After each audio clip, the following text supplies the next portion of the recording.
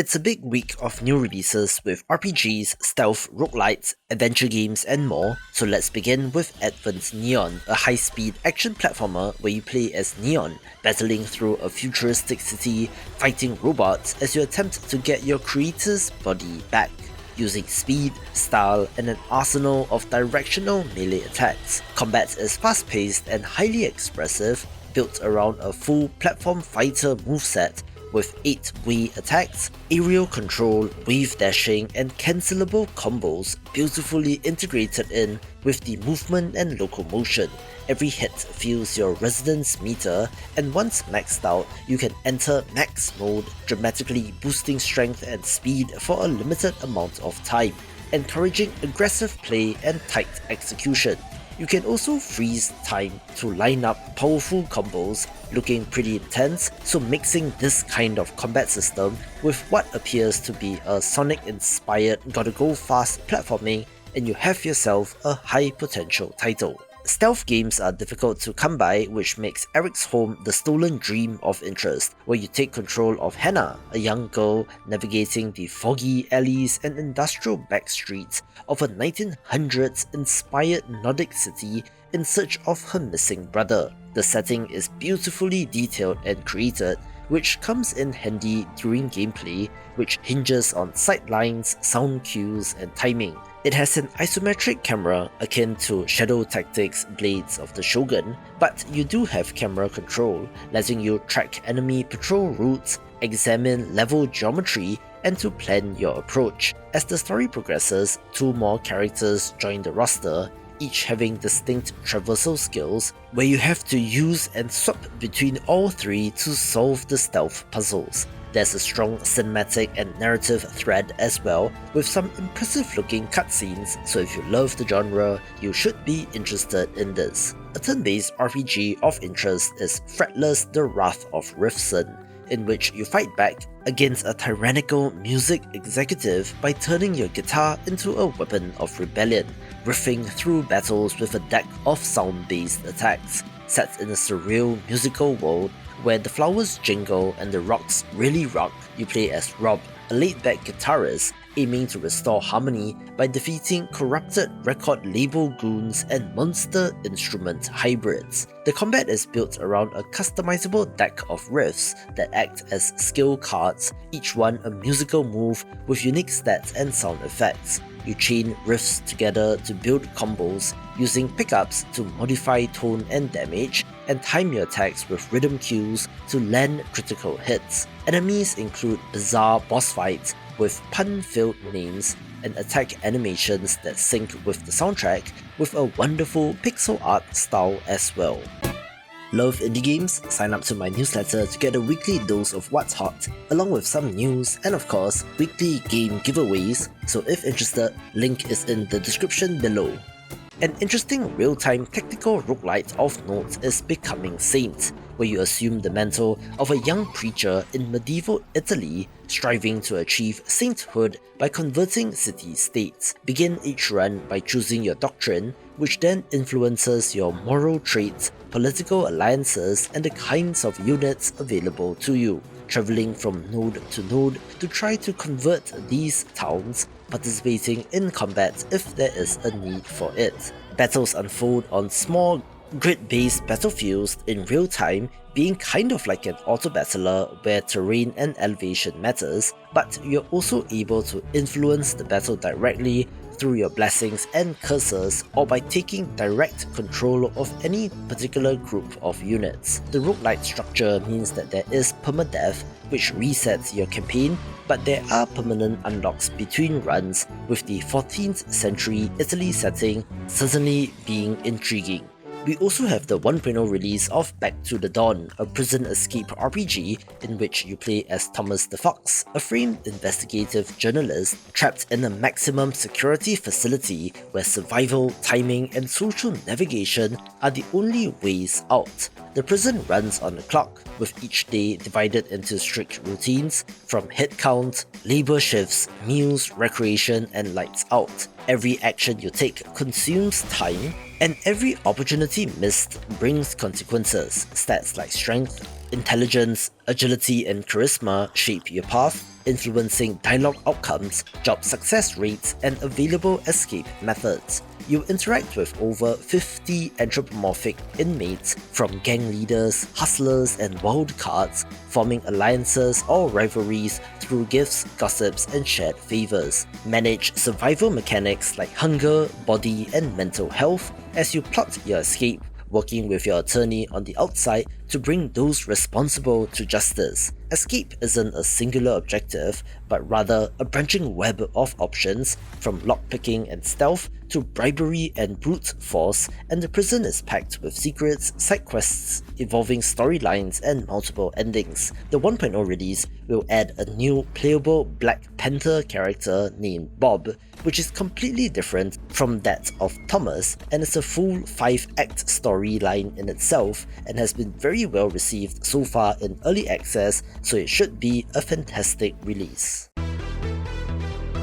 Other games begin with Astro Prospector, a spacefaring incremental bullet hell in which you pilot a lone mining ship across asteroid clusters, collecting mysterious copheroids while dodging relentless fire from Space Corp's automated defense drones. Each run begins with basic mining lasers and limited mobility, but quickly escalates as you gather resources that unlock an expensive upgrade tree covering weapon systems, shields, mining speed, auto-firing modules, and even passive income boosts. The dodge-heavy gameplay leans into arcade chaos. Think asteroids meets Potato, with bullets flying from all directions and enemies scaling in both aggression and number as you push deeper into the field, looking like a nice inversion since this is not a bullet heaven title and looks neat. There has yet to be a standout roguelite Mahjong title, so maybe Demonic Mahjong will be that hit, a roguelite deck builder where you descend into a Chinese underworld themed world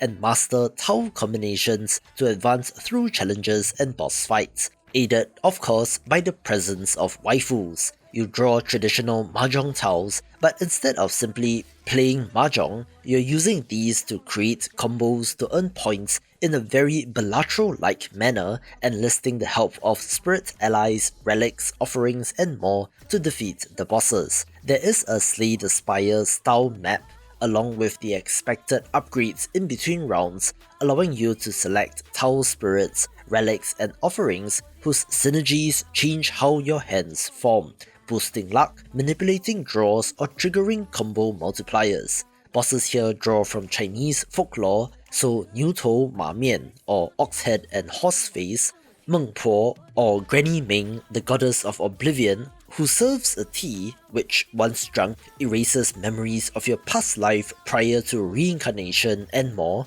coming from, I believe, a Chinese developer, so it's interesting to see my own culture represented in a game like this. I did preview DREADZONE when looking at upcoming games of the month, but decided to share the love and picked some other games for the top 10.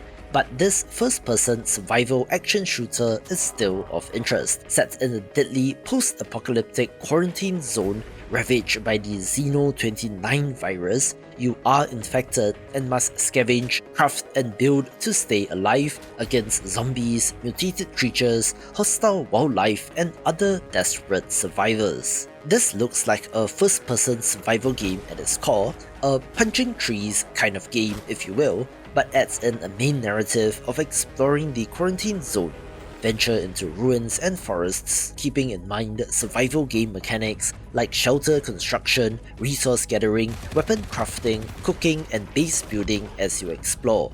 You can play solo or team up with friends in co-op and online multiplayer, where the developers mention being able to help the scientists searching for a cure, or to embrace the virus and join the mutants instead, but do note that it will be an early access release as these tend to be, with more content and systems promised, so we'll have to see on this. The planetary mining strategy roguelite Drill Core also releases out of early access this week, in which you manage a subterranean drilling crew excavating deeper into hostile alien worlds while defending your base from increasingly aggressive aliens from above, looking to be Dome Keeper-like in nature, but with a more extensive mining system. By day, manage and expand your operations downwards, assigning workers to tasks, constructing new buildings and defenses, and refining resources as you prepare for night when waves of creatures descend from above. You control the layout and construction priorities,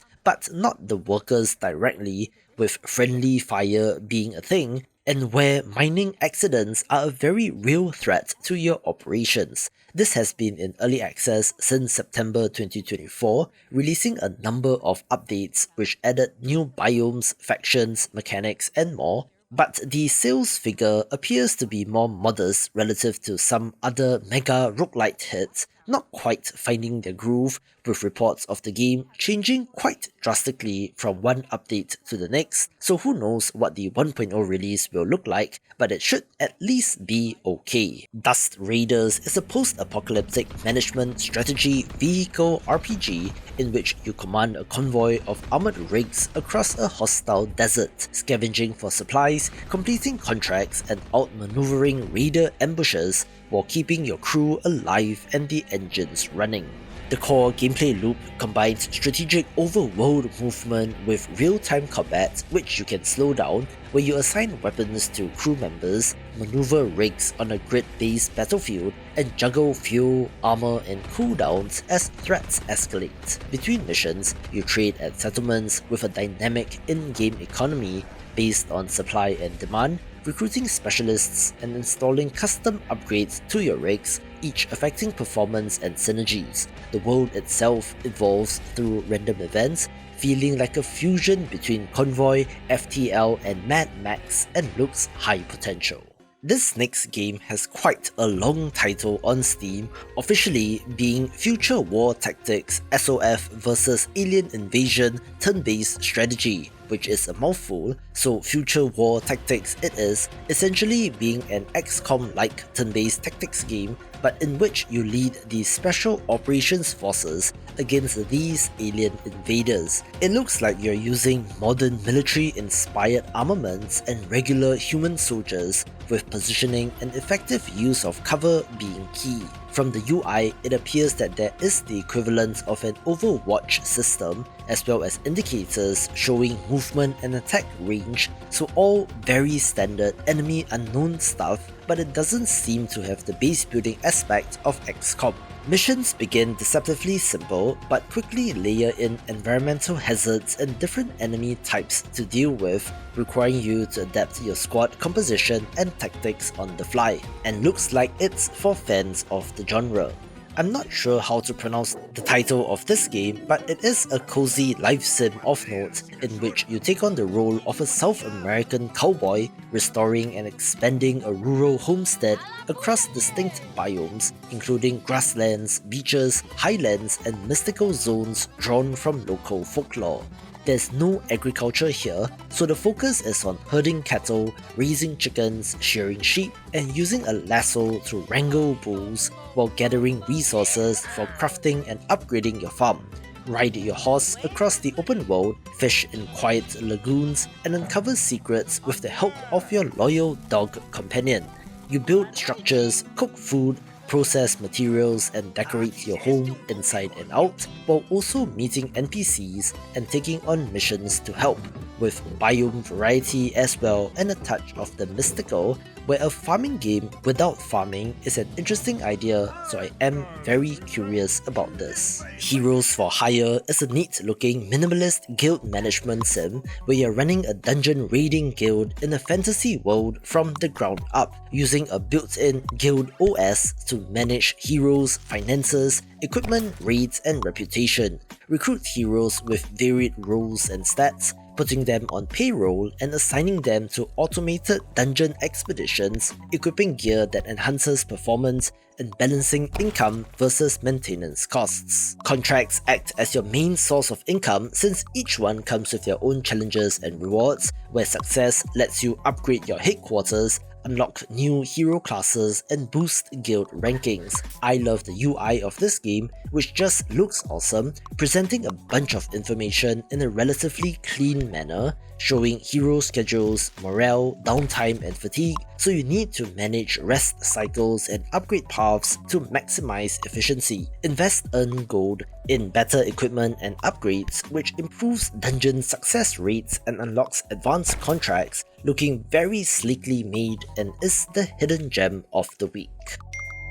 The next entry in the relaxing city builder subgenre is Reverie, where you are growing and expanding ancient Chinese cities across 5 distinct regions by merging buildings, unlocking scrolls, and optimizing your layout to meet prosperity goals. You start small by placing rice fields, timber yards, and shrines, then manually fusing adjacent structures with match 3-like mechanics into higher tier versions like temples, inns, or trading posts, which in turn produce resources more efficiently and unlock new construction chains. Each of the 5 regions represents a unique biome inspired by historical China, from riverside towns to a capital city, as well as Silk Road outposts with environmental quirks like shifting seasons, caravan routes, or fog-covered mountain tiles that affect your building.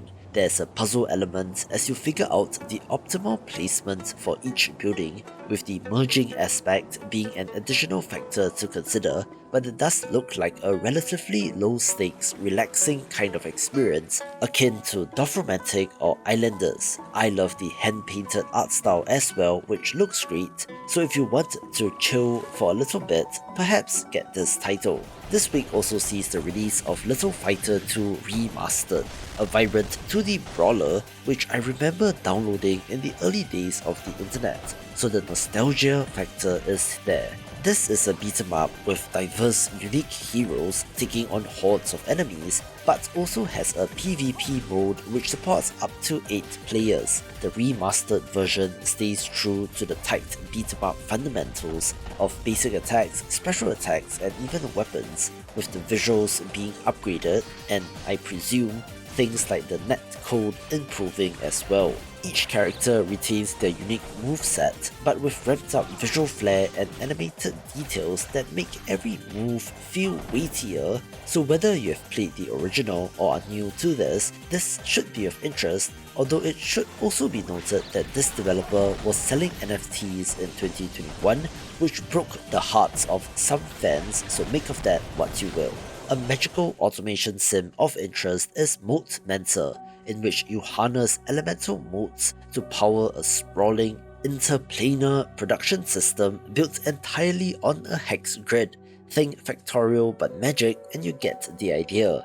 You begin by extracting raw motes, fire, water, earth, air, and more, then channel them into mana roots, conduits, and altars to construct an increasingly complex web of infused machinery. Explore 6 elemental planes, each introducing new mechanics and limitations, encouraging you to rethink your layout as you unlock higher tier structures. Alchemical transmutation plays a central role, with each recipe or research node requiring precise mote combinations, pushing you to build elegant pipelines that support long-term efficiency.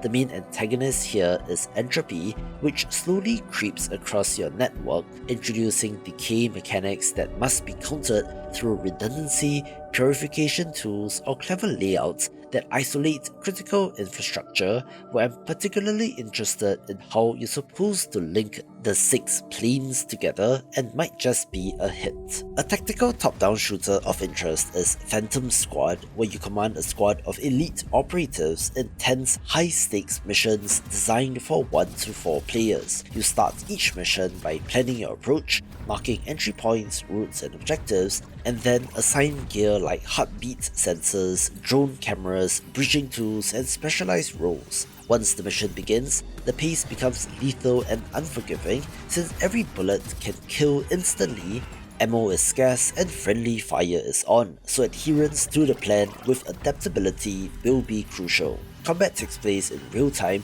with tight, precise gunplay that emphasizes positioning, cover usage, suppressive fire, and sound discipline. Each operator brings unique tactical value, whether it be stealth, support, heavy assault or recon, making team composition and coordination essential, drawing upon classics like Door Kickers and Rainbow Six with perhaps some SWAT as well, and looks awesome. Reclaim the Sea sure does look like fantasy pirate FTL, where you are the captain of your own seafaring vessel, leading a pirate crew across procedurally generated seas to overthrow a corrupt order. Every aspect of your ship is under your command, from ordering crew to man the cannons, repair damage, extinguish fires, or even to steer the ship. While managing limited resources, randomized maps and events introduces branching choices with combat that would be familiar to FTL fans, since this looks similar, issuing orders to individual crew members while keeping an eye on the larger combat scenario. You can aim at and destroy critical systems on the enemy ship, adding the strategy layer with plenty of upgrade and crew options to choose from within the run, looking like a clever twist on the idea. Shadow Labyrinth is not an indie game since it is being made by Bandai Namco, but it is so weird and interesting that I have to give it a mention, being a Metroidvania that is based on the Pac-Man franchise. Yes, you heard me right. A floating Pac-Man-like orb is your companion, and the trailer does show it gobbling up dots, but it is a Metroidvania for all intents and purposes. You play as Swordsman number 8, who awakens on a dark alien world, carving your way through maze-like ruins and nightmarish foes as you attempt to discover its secrets. As you battle enemies, the yellow orb, named Puck, can devour enemies to absorb their powers, fueling transformation into a Gaia Mech form, which looks kind of awesome, with classic Metroidvania-style traversal abilities like dash and wall jump mixed in with Pac-Man-style maze sequences, which is pretty weird. I suppose the main thing about indie games is innovation, so I cannot help but give them the nod on this in hopes we get more interesting releases from bigger developers in the future.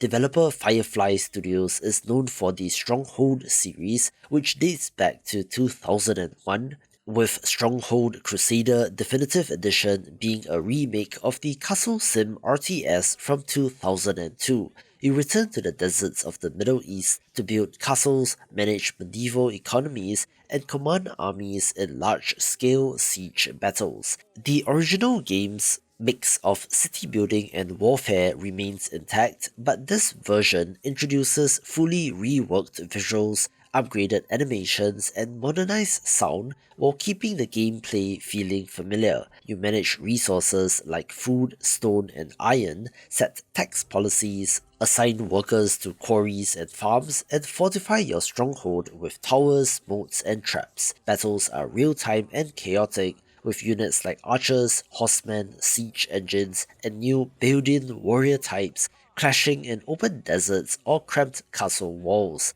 This is an expanded version with new units, new enemy commanders named Lords, several additional campaigns, and much more, making it a good week for nostalgia.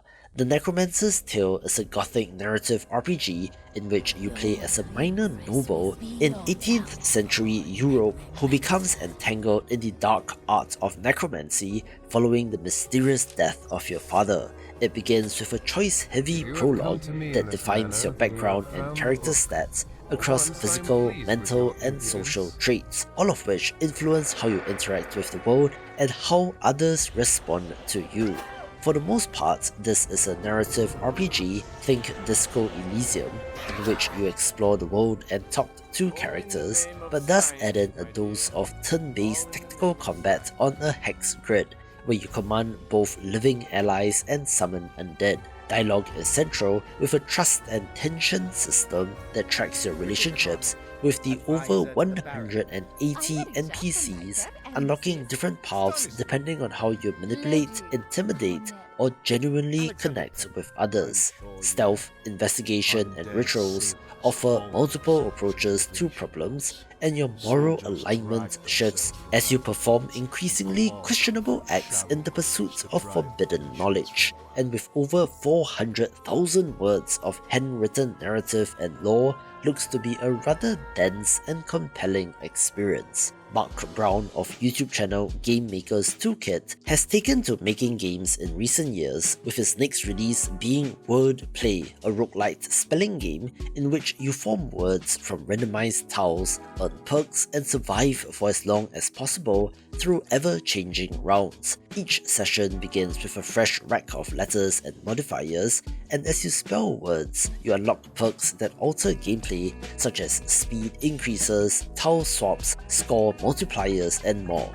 Every round rewrites the rules with wild card letters, time pressure, or even ones which reset your deck, where I'm sure that the different coloured tiles have different effects which you need to consider if you want to score, with the Balatro style scoring mechanic being the highlight and could be huge. The long in development Worship also makes it to release, where I remember its Kickstarter back in 2021, probably having covered it in some capacity back then, and is a Pikmin-like cult-based action roguelite in which you control a robed fanatic leading a swarm of devoted followers across cursed lands to awaken eldritch gods through sacrifice and ritual. You issue simple commands to your growing horde, gather resources, attack enemies, build shrines, or sacrifice yourself on altars, all while fending off rival cults, guardians, and divine retribution.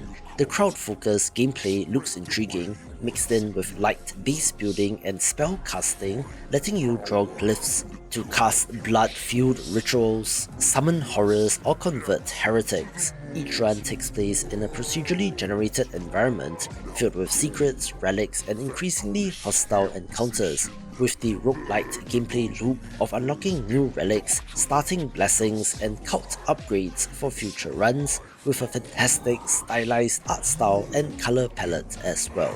This one's for indie game developers. The free indie game marketing resources are ready, so sign up via the link in the description below to get it in your mailbox.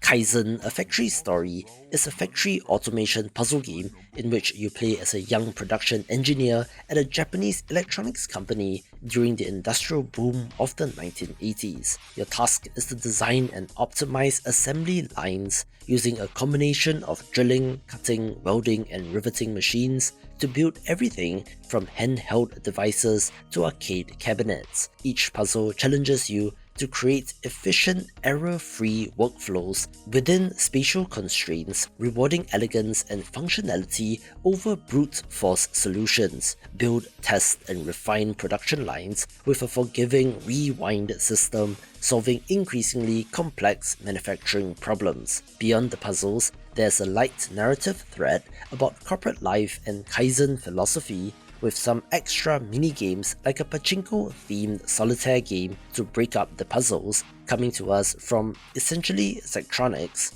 or more specifically, people that used to work at that company, known for programming puzzle games like Space Camp and Opus Magnum, so it should be fantastic. Neon Abyss 2 is a side-scrolling roguelite platformer shooter in which you return to the chaotic depths of the abyss, this time with expanded co-op support, branching item builds, and a new faith system that personalizes each run with thematic modifiers and long-term rewards. The action is fast-paced and relentless as you dash through procedurally generated rooms, blast through bullet hell encounters, and collect bizarre weapons that can mutate into entirely new forms when combined.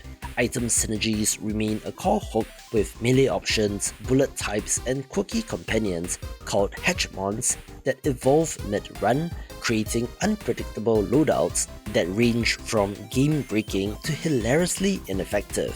For the most part, this looks to be similar to the original, but refined and expanded, but if that game is anything to go by, this should be fantastic as well. Yet another factory builder of note is Dawn Apart, this time with a colony building twist in which you lead a settlement of miners, engineers, mercenaries, and civilians on a lush but hostile alien planet, building factory complexes while staying alert to environmental hazards and alien threats. You design sprawling conveyor networks, mining drills, terraforming tools, assembly lines, and defensive structures across fully destructible voxel terrain all in a bid to meet rising production quotas from your corporate sponsor, but you might also be able to rebel against them. Workers here are not abstracted to being essentially another input resource, so you do need to care for them, constructing housing and ensuring that their needs like food are met. Adding an interesting management layer and should be great. From the developer of Crawl comes The Drifter, a pixel art point-and-click thriller in which you play as Mick Carter, a drifter who witnesses a murder who is then himself killed as well, but is reincarnated mere seconds before his own death, thrown into a conspiracy that blends noir, supernatural and sci-fi elements. The pacing is razor-sharp and puzzle-focused, where every scene plays out like a cinematic crime novel as Mick uses detective tools, environmental investigation and instinct to piece together clues while being stalked by silent assassins and shadowy sleepers. The voice acting, at least based on the trailer, sounds awesome, with emotional performances driving the narrative, looking like an exciting take on the point-and-click adventure game, which is not something you hear every day. Aided, of course, by the gorgeous pixel art. A clean-looking, minimalist roguelite RPG auto-battler is He Is Coming, where you play as a hero attempting to stop the rise of the Demon King in a procedurally generated, horror-tinged realm. Explore by day to collect weapons, armor and artifacts, then fight a boss which appears every 3 days in auto-battler combat, whose outcome is determined by your equipment and stats, looking minimalist but very effectively done and could be a sleeper hit. Watch this video for more upcoming games for the rest of the year. Strategies abound. Dangers